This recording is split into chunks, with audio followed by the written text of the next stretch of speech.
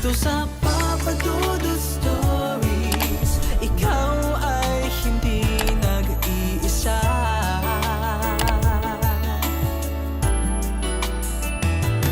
Dito sa Papa Dudut Stories, may nagmamahal sa'yo.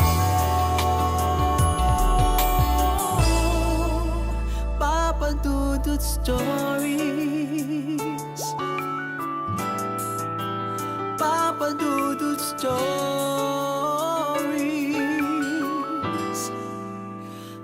Karamihan sa mga taong may minamahal ay nangangarap na may kasal. Hindi nga lang lahat ng pangarap ay nakatakdang matupad, lalo na at may limitation ang buhay ng tao. Kaya dapat nating palaging sulitin ang bawat sandali na kasama natin ang mga taong mahal natin sa buhay.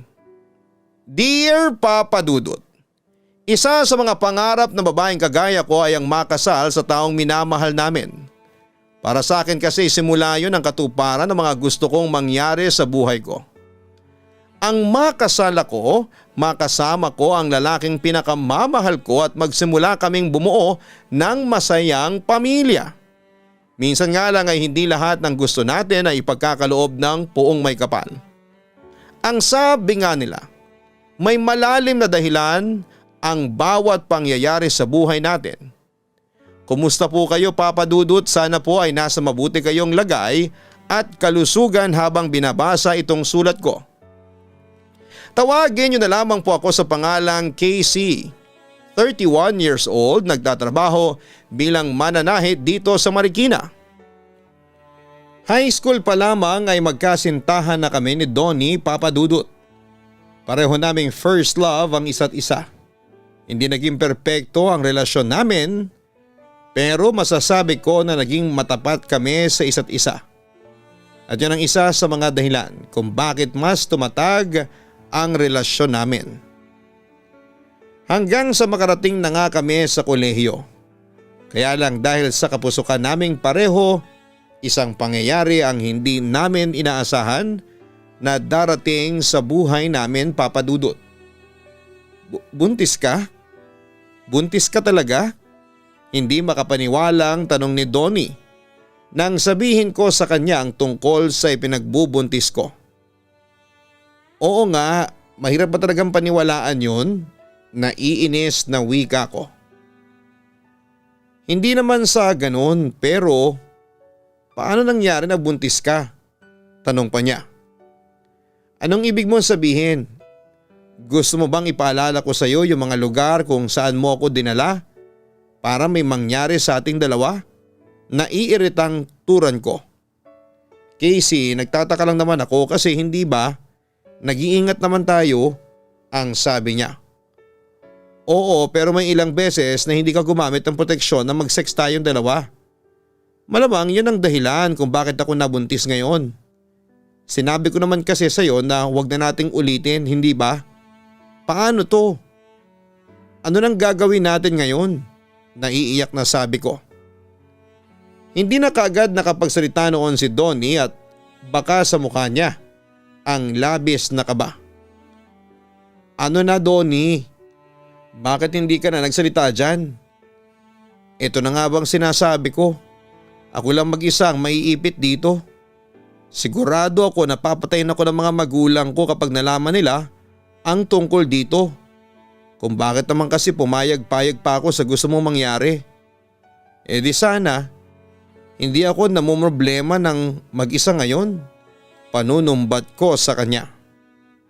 Pananagutan ko ang bata, seryosong sabi niya. Anong sabi mo? Tanong ko. Pananagutan ko ang magiging anak natin. Kaya huwag ka nang umiyak, Casey. Wika pa niya. Sigurado ka ba dyan sa mga sinasabi mo? Hindi mo ako niloloko o inuutulang? Paninigurado ko. Bakit ko naman gagawin yun sa'yo? Saka syempre anak ko yung nasa tiyan mo. Kaya pananagutan ko lahat ng nangyari sa ating dalawa. Promise gagawin kong lahat para maging mabuting partner ako sa iyo. At tatay sa baby natin, Casey. Nakangiti ng tugon niya. Papadudot nang mapansin ko na delayed na ang buwan ng dalaw ko ay kinabahan kaagad ako. Malakas na kagad ang kutob ko na nagdadalang tao na ako. Kahit pa sabihin na wala pang 10 beses na may nangyayari sa amin ni Donnie ng panahon na yon. Ni minsan na hindi na-delay ang buwan ng dalaw ko. Kaya kagad akong bumili ng pregnancy test kit at ginamit yon. At hindi ko nga napigilan ng maluha nang makita ko na 2 guhit ang lumabas doon. Mabuti na lang at mag-isa lamang ako sa bahay ng mga oras na yon. Papadudot, hindi ko rin inaasahan na magiging ganon ang reaksyon ni Donnie nang sabihin ko sa kanya na nagdadalang tao na ako. Iniisip ko kasi noong una na baka magalit siya o kaya ay matakot na panagutan ako. Pero wala doon ang mga nakita ko ng araw na yon. Kahit baka sa mukha niya. Mas nangibabaw ang kasiyahan dahil magkakaanak na kaming 2. Kaya naman naniwala talaga ako sa pangako niya na pananagutan niya ako at ang magiging anak namin. At yun nga ang nangyari dahil mula sa umpisa ay naging maayos ang pagsasama namin ni Donnie, Papa Dudut. Nakakatuwa naman kasi sina Justin at Lorena pa rin ang nagkatuluyan. Wika ko ng ikwento ni Donnie na nakita niya ang 2 naming dating kaklase at inimbitahan siya sa nalalapit na kasal ng mga ito. Sinabi mo pa. Ganyan nga rin yung reaction ko nang imbitahan nila tayo sa kasal nila, Lorena. Natuwa ako kasi parang dati lang, nagliligawan lang sila. Pero eto sila ngayon, malapit nang ikasal at maging totoong mag-asawa, ang wika niya. Oy, bakit parang bigla namang lumungkot yung boses mo? Pansin ko. Wala lang, naisip ko lang na ilang taon na tayo nagsasama pero hanggang ngayon, hindi pa rin kita napapakasalan. Wika niya na may himig ng lungkot sa kanyang boses. Ano naman, para na naman tayong mag-asawa, ang sabi ko naman. Parang, pero hindi pa rin. Kasi nga hindi pa kita napapakasalan. Wika niya.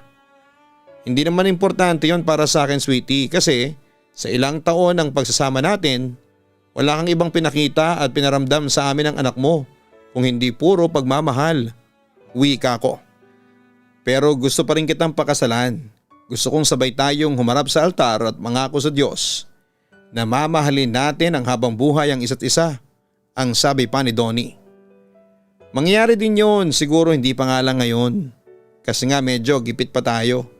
Pero naniniwala ko na ibibigay din yon ng Diyos sa atin, ang sabi ko pa. Alam ko na marami na akong pangakong binitawan sa iyo, Casey. Pero itong pangako na to ang pipilitin ko na matupad balang araw. Darating ang panahon na magpapakasal din tayong 2, ang sabi pa niya. Papadudot ng malaman ng mga magulang namin ang tungkol sa pagbubuntis ko ay pareho silang nagalit. Normal naman siguro yon sa reaksyon ng mga magulang na pinag-aaral ang kanilang mga anak. Pero kaagad ding nawala ang galit na yon nang sabihin ni Donnie na pananagutan niya ako. At doon nga ay nag-decide kami na huminto sa pag-aaral at bumukod na lamang ng tirahan. Umupa kami ng mura at maliit na bahay na sakto lamang para sa aming 2. Sa isang fast food chain pa siya pumasok noon para magtrabaho. At ako naman ay namasuka na mananahe sa isang factory na malapit sa amin. Mabuti na lamang at kakilala ko ang supervisor doon kaya kaagad akong natanggap nang mag-apply ako. Kahit 3 buwan na akong buntis. Papadudot, hindi pala talaga madali ang maging magulang o ang pagbuo ng isang pamilya. Kahit nagbubuntis pa lamang ako noong umpisa, napakarami na naming naging gastusin lalo pa nga nang makapanganak na ako. Kaya naman sinantabi muna namin ni Donnie ang plano naming pagpapakasal. Sa akin naman ay ayos lang kahit na hindi muna kami makasal. Dahil nagagampanan naman niya ang responsibilidad niya bilang partner ko at tatay ng anak namin na si Nathan. Pero si Donnie talaga ang palaging nagbabanggit ng tungkol doon na sana raw ay matupad niya ang pangako niya sa akin na mapakasalan niya ako sa loob ng simbahan, Papa Dudut. Wala naman sigurong babae ang hindi gustong may kasal sa taong minamahal niya. Pero sa dami at taas na mga gastusin, inalis ko muna yon sa isipan ko Kasi nga'y masaya naman ako sa simpleng pamumuhay namin ng pamilya ko kahit na hindi pa kami kasal ni Donnie. Sa paglipas ng mga taon ay napatunayan ko na hindi talaga ako nagkamali ng lalaking pinili na mahalin. Kasi palaging pinaparamdam ni Donnie sa amin ng anak ko ang walang kapantay na pagmamahal. Simple lang din talaga ang naging buhay namin, Papa Dudut. Kahit nag-i-end of contract si Donnie sa mga pinagtatrabahuhan niya ay hindi siya nababakante. Kasi nakakahanap din kagad siya ng kapalit at ayaw niya rin kasi na pare-pareho kaming mahirapan sa mga gastusin. Kahit may trabaho pa ako noon, iba pa rin daw yung siya ang kumikita ng pera para sa aming pamilya. Responsibilidad niya raw ang pagiging padre di pamilya. Kaya kahit kailangan ay hindi siya nagiging irresponsable sa mga kilos at desisyon niya, Papa Dudut. Sweetie, sigurado ka ba na gusto mong gamitin ang back pay mo sa pampakasal natin? Tanong ko nang mayabot niya sa akin ang sobre na naglalaman ng perang natanggap niya mula sa dati niyang pinagtatrabahuhan. Oo naman, bakit? Hindi pa ba sigurado na ako yung gusto mong pakasalan? Natatawa ang tanong niya. Siyempre sigurado na, pero kasi di ba matagal mo nang gusto na kumuha ng motor na hulugan. Kailangan mo yon sa trabaho para hindi ka na nagko-commute. Kaya lang hindi nga tayo makakuha ng motor mo kasi ang laki ng down payment. Pero eto na yung pera pwede nang gamitin na pang down payment dun sa motor na gusto mong kunin, ang wika ko. Sweetie, sabi ko naman sa iyo na mas importante ka kesa sa mga bagay na gusto ko, hindi ba? At syempre mas importante rin ang magiging kasal natin kesa sa motor na gusto kong kunin. Alam mo ba nang mahawakan ko ang pera na to? Na-imagine kagad kita na nakasuot ng wedding gown at naglalakad palapit sa kinakatayuan ko. Na-imagine ko ang sarili natin na nasa harap ng altar at nagbibitaw ng pangako na panghabang buhay. Ano ba yan? Naiiyak agad ako? Naluluhang sabi niya. At nahawa naman itong mga mata ko dyan sa pag-iyak mo, ang wika ko. Pati ako ay naluluha na rin. Ewan ko ba kung bakit masyado ako nagiging madrama kapag tungkol sa pagpapakasal natin ang pinag-uusapan. Siguro kasi yun na lang halos ang pangako na hindi ko pa natutupad sa iyo, ang sabi pa niya. Pero tinupad mo naman lahat-lahat ng mga naging pangako mo. Alam mo, sa totoo lang, araw-araw kitang pinagpapasalamat sa Diyos. Yung araw na nakilala kita at nagkaroon tayo ng anak, tugon ko naman. Ako rin. Ikaw at ang anak natin ang naging pinakamagandang regalo sa akin ng Diyos. Salamat at dumating ka sa buhay ko. Casey, magpapakasal ka naman sa akin, di ba? Tanong niya. Oo naman, wala na akong ibang lalaki na gustong pakasalan kung hindi ikaw lang. Kaya huwag ka nang umiyak at simulan na nating pag-usapan ang plano sa magiging kasal natin. Naluluhang sagot ko. Papadudot, nakita ko na halos maluha-luha si Donnie habang sinasabi niya sa akin ang magandang balita na may pera na siya na pampakasal namin. Pakaramdam ko nga noon ay mas excited pa talaga siya kesa sa akin, kaya hindi ko na rin talaga napigilan ang sarili ko na maluha sa sobrang tuwa. Ang dami na kagad naming pinag-usapan ng mga plano na tungkol sa kasal. Saang simbahan kami magpapakasal, saan ang reception, sino-sino ang imbitado at kung ano-ano pa. Pinaplano na namin noon ng mga bagay na dati lang ay pinapangarap namin. Kaya naman natapos ang pag-uusap na yon sa isang mahigpit na yakapan. Papadudot nang sabihin namin ang plano naming pagpapakasal sa mga magulang namin, ay pare-pareho silang natuwa at na-excite para sa amin. Alam kasi nila kung gaano namin kagusto ni Donnie ang makasal kaya ibibigay daw nila ang 100% ng suporta nila sa amin. Kaya lang bago pa namin matuloy na gawin ang mga planong na pag-usapan namin ni Donnie, ay may nangyaring hindi inaasahan. Na-ospital ang anak naming si Nathan at kinakailangan na operahan sa bato. Nang dahil doon ay nagastos namin ang perang inihanda ni Donnie na dapat ay para sa kasal namin. Pero salamat naman sa Diyos kasi nailigtas naman ang anak namin mula sa kapahamakan, Papa Dudut. Alam ko naman yun eh. Hindi ko lang talaga mapigilan ng mag-guilty ang wika ni Donnie. Bakit ka naman nagigilty, sweetie? Tanong ko. Ako ang padre di pamilya.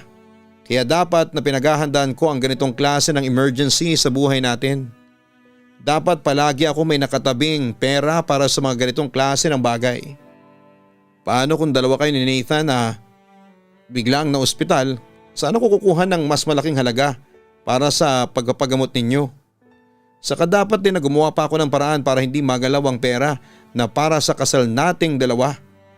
Dapat mas pinagbubuti ko ang pag-iipon ko. Dapat ay hindi ako naging pabayang padre di pamilya, ang wika niya. Natahimik na lamang ako at napatitig sa kanya, Papa Dudut. O bakit bigla ka nalang natahimik dyan at nakatitig ka sa akin? Nagtatakang tanong ni Donnie.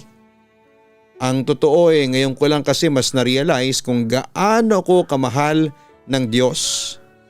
Donnie, sa dinami-dami ng lalaki sa mundo, ikaw pa talaga yung ibinigay niya sa akin. Isang lalaki na walang ibang ginawa kung hindi ang isipin kung ano ang magpapasaya sa akin. Nakangiting wika ko. Siyempre doon lang naman ako magiging masaya. Kapag nakikita at nararamdaman ko na masaya ang babaeng pinakamamahal ko, ang wika niya. Ang cheesy naman talaga ng asawa ko, pagtawa ko. Ang sarap namang marinig noon mula sa iyo. Naasawa mo na ako kahit na hindi pa naman tayo kasal, ang wika niya. Donnie, mula nang panagutan mo ako at ang anak natin, tinuring na kitang asawa ko. Kahit nga hindi tayo magpakasal, ayos lang sa akin kasi alam ko naman na magsasama tayo ng habang buhay. Tugon ko naman sa kanya. Papa Dudut, dahil sa dami nga ng mga gastusin namin sa bahay noon kagaya ng mga bills na kailangang bayaran, upa sa bahay, pampaaral sa anak naming si Nathan at kung ano-ano pa, hindi kami kaagad nakapag-ipon ni Donnie.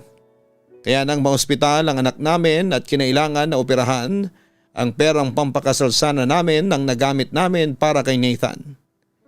Siyempre hindi naman kami nagsisisi ng gamitin namin ang pera dahil buhay ng anak namin ang nakasalalay at nanganganib ng mga oras na yon. Sa awa naman ng Diyos, naging maayos naman siya pagkatapos ng operasyon. Kahit nangihinayang kami na hindi na matutuloy noon ang plano naming pagpapakasal, masaya pa rin kami ni Donnie dahil wala na sa panganib ang buhay ng anak namin. Ayos lang kahit na makancel ang kasal, ang mahalaga ay kumpleto pa rin kaming pamilya. Palagi namang may tamang oras para sa lahat. Siguro'y alam ng Diyos na hindi pa yon ang oras para makasal kami ni Donnie. At tanggap namin yon ng partner ko dahil pareho kaming sigurado na ibibigay ng Diyos ang kasal sa aming dalawa sa tamang panahon, Papa Dudut.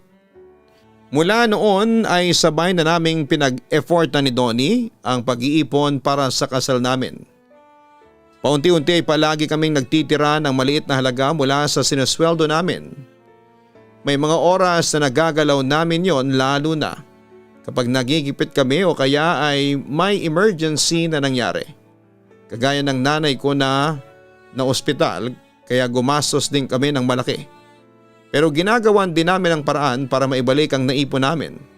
Desidido na rin kasi kami na magpakasal ni Donnie at nakikita ko na gusto rin talaga yung mangyari ng partner ko. Kaya naman hindi ko na hinayaan na mag-isa lang siya na kumilos para matupad yon. Gusto ko na pareho kaming maging dahilan ng pagtupad ng pangarap namin. Siguro'y nakita ng Diyos ang pagsusumikap naming dalawa sa pangarap na yon. Unti-unti kasi nagsimula na rin gumaan ang buhay namin kahit papaano. Naging regular na si Donnie sa pinagtatrabahuhan niya tapos ay nakabili pa siya ng motor. At pagkalipas nga ng ilang taon ay naging sapat na ang perang naipon namin para sa pinapangarap naming kasal. Kaya lang ay nagkaroon naman ng dahilan para maudlot ang kasal namin, pandemic kasi noon at nasa ECQ level pa ang lugar namin. Kaya walang simbahan ang tumatanggap ng schedule para sa gustong magpakasal. Sweetie, huwag ka na malungkot. May tamang panahon para sa lahat. Sabi ko naman sa iyo, kailangan lang nating maghintay. Wika ko kay Donnie at ramdam ko kasi ang labis niyang kalungkutan noon. Sorry, hindi ko lang talaga maiwasan ang malungkot at mainis. Ang tagal na kasi nating pinaplano to. Ang tagal na kitang gustong pakasalan. Malungkot na sabi pa niya. Kasal lang naman yun eh. Ang mahalaga ay magkasama pa rin tayo hanggang ngayon. Hindi ka pa rin nagbabago at mahal na mahal mo pa rin kami ng anak mo. Ang wika ko. Hindi yun basta kasal lang, Casey. Alam mo naman kung gaano kaimportante sa akin ang bagay na yun, hindi ba? Gusto ko tang pakasalan, hindi lang para maging legal mong asawa.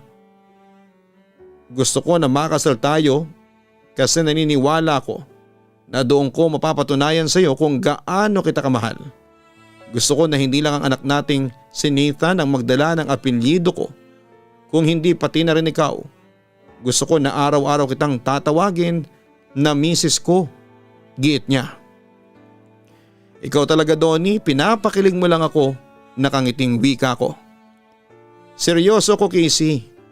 Alam mo naman na walang katumbas ang pagmamahal ko para sa iyo, hindi ba? At gusto kong patunayan yon sa pamamagitan ng sagradong kasal. Wika niya. O sige, hihintayin ko ang araw na yon. Pero sa ngayon ay makontento muna tayo sa kung ano tayo. Yung magkasama tayo kahit na hindi pa tayo kasal. Kasi pareho naman tayong masaya, hindi ba? Basta naniniwala ako na darating din ang araw na ibibigay sa atin ng Diyos ang pinapangarap nating kasal. Tugon ko. Kung minamalas nga naman talaga, Papa Dudut, ay ayos na sana ang lahat. Pero pumasok naman ang pandemya dito sa ating bansa. Nagsarado ang mga simbahan para sa kahit anong okasyon o seremonya. Naging madalas din ang lockdown sa lugar namin at nabawasan ang mga araw na pinapasok namin sa trabaho. Kaya nabawasan din ang kinikita naming pera. Muli kami nagsimulang magipit dahil doon at nagsimula namang magalaw ang ipon namin. Lalo na nang parehong tamaan ng COVID ang mga magulang namin. Pero mabait pa rin ang Diyos dahil pareho rin silang nakaligtas mula sa sakit. Kaya lang ay naging mahirap ang buhay namin noon dahil sa malaking adjustment na kailangan naming gawin. Hindi kami masyadong nakakalabas ng bahay at kailangan naming mag-stock ng mga pagkain at magtipid kasi imposibleng magkasakit ang sinuman sa amin anumang oras ng mga panahong yon. Mabuti na lamang sa mga huling buwan ng taon ng 2021. Buwaba ng porsyento ng may mga COVID at lumuwag na rin muli ang lahat dito sa ating bansa. Nakapag-schedule na kami ng para sa kasal at si Donnie pa mismo ang naghatid ng mga invitation sa mga kaibigan at kamag-anak namin. Masaya siyang umuwi at nagkwento noon sa akin sa bahay. Kaya lang, ilang saglit lang ang lumipas. Napansin ko na parang lumalalim ang paghinga niya. Donnie, ayos ka lang ba? Nag-aalala ang tanong ko. Ayos lang ako. Pero parang nahihirapan akong huminga. Wika niya na nakasapo ang kamay sa kanyang dibdib. Teka, wag mong sabihin na inatake ka ng hika mo. Ang tagal mo nang hindi hinihika. Wala ka na ring inhaler. Nag-aalalang sabi ko. Kasi nahihirapan talaga akong huminga. Hirap na wika niya. Sandali lang at hihingi ako ng tulong. Babalik ako kaagad. Kumalma ka lang ha? Please. Wika ko pero kaagad niyang hinawakan ang kamay ko. Huwag kang umalis sa tabi ko. Pakiusap niya. Donnie, bitawan mo ang kamay ko. Kailangan kong humingi ng tulong sa mga kapitbahay. Kailangang madala ka sa ospital. Naiiyak na sabi ko. Casey, please. Huwag kang umalis sa tabi ko. Huwag mo kong iwanan. Pakiusap. Casey, sorry pero parang hindi ko na yata kaya. Nahihirapan talaga akong huminga. Nahihirapang wika niya. Please wag mo sabihin yan, lumaban ka lang. Donnie, parang awa mo na, magpapakasal pa tayo, hindi ba? Sa susunod na linggo na yun. Kaya please, magpakatatag ka. Magpakatatag ka, Donnie. Pakiusap ko pero tuluyan nang ipinikit ni Donnie ang kanyang mga mata. Donnie, huwag mong ipikit ang mata mo, please. Gumising ka, Donnie. Gumising ka, parang awa mo na, Donnie. Paghagulhol ko. Papadudot, nang dumating ang anak kong si Nathan ay muli siyang kaagad na lumabas para humingi ng tulong sa mga kapitbahay namin. Habang ako ay walang tigil ang pag-iyak at pakiusap kay Donnie na magpakatatag siya at lumaban. Hindi ko siya magawang buhatin dahil masyado siyang malaki at mabigat. Inawakan ko ng mahigpit ang kamay niya habang sinasabi ko sa kanya ang mga dahilan kung bakit dapat siyang lumaban. Ang tungkol sa mga plano namin sa future, ang pangarap namin na pagpapakasal at ang pagsasama ng panghabang buhay. Naramdaman ko pa noon ang paghawak niya ng mahigpit sa kamay ko nang muling bahagyang magmulat ang kanyang mga mata. Habang hirap na hirap siyang humihinga. Naramdaman ko na pilit siyang lumalaban pero naramdaman ko rin ng unti-unti nang hindi kinakaya ng katawan niya ang lahat. Muli siyang nagbitaw ng pamamaalam sa akin.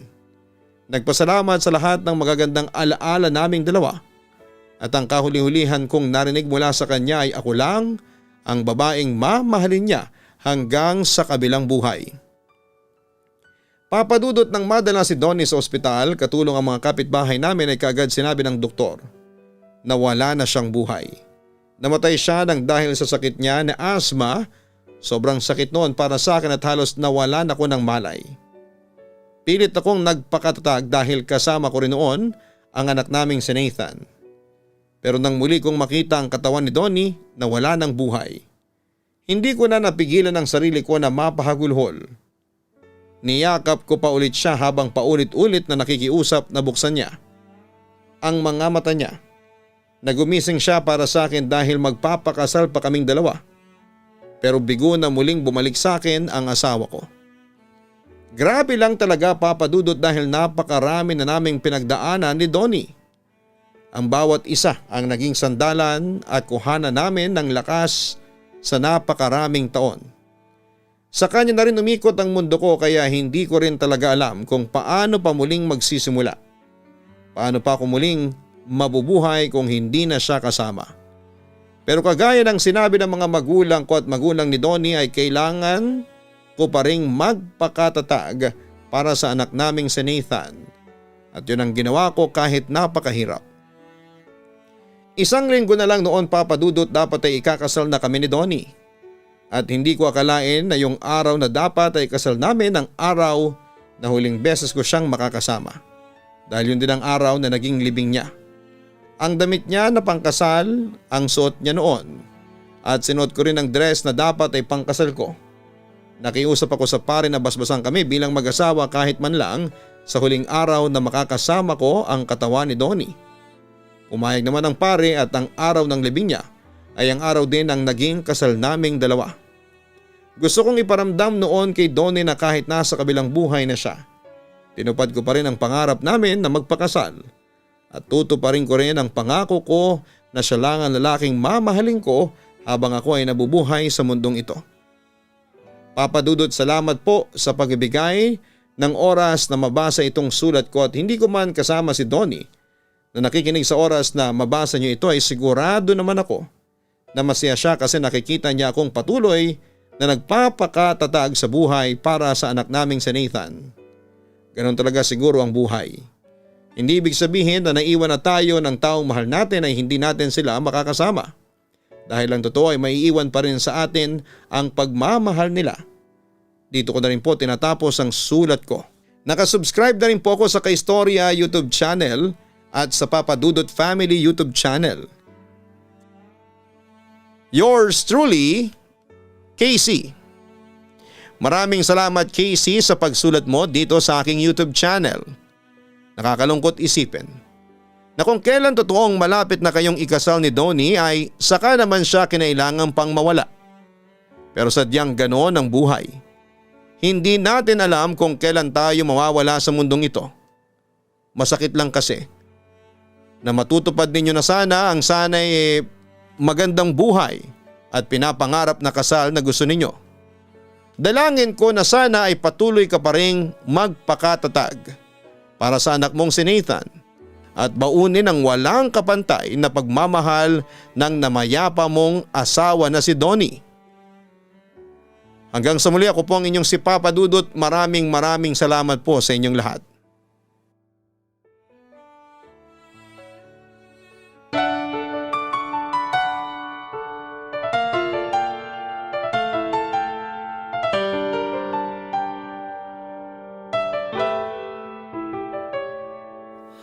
Ang buhay ay mahiwaga, laging may lungkot at saya. Sa Papa Dudut Stories, laging may karamay ka.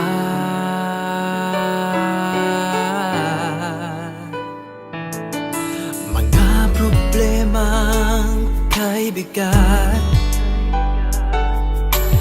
dito ay pakikinggan ka. Sa Papa Dudut Stories, kami ay iyong kasama. Dito sa Papa Dudut Stories, ikaw ay hindi nag-iisa.